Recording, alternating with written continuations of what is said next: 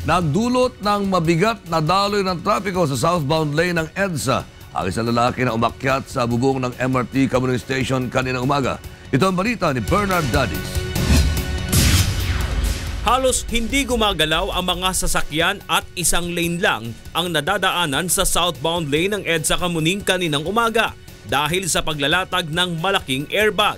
Ito'y upang masagip ang buhay ng isang lalaki na nagtangkang tumalon mula sa bubong ng MRT Kamuning Station. Matapos ang halos 30 minutong pagsusubaybay ng mga otoridad, bigla itong tumayo at mangiyak-ngiyak na sumuko sa mga tauhan ng Special Rescue Unit ng Bureau of Fire Protection. Medyo hindi naman yata sigurado siya na magtatalon. Nakita natin yung reaksyon niya nung bumaba yung isang personnel natin at yun nga, iniwasan itong pagtalon. So bumaba na rin yung dalawa natin para kunin siya doon.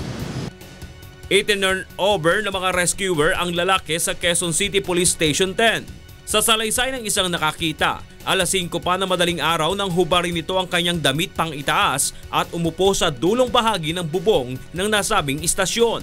Ayon naman kay Fire Superintendent Jesus Fernandez, usaping mag-asawa ang dahilan ng lalaki. Nag-away daw siya, yata sila may hindi pagkakunawaan sa misis niya. Bernard Dadis, UNTV News Worldwide.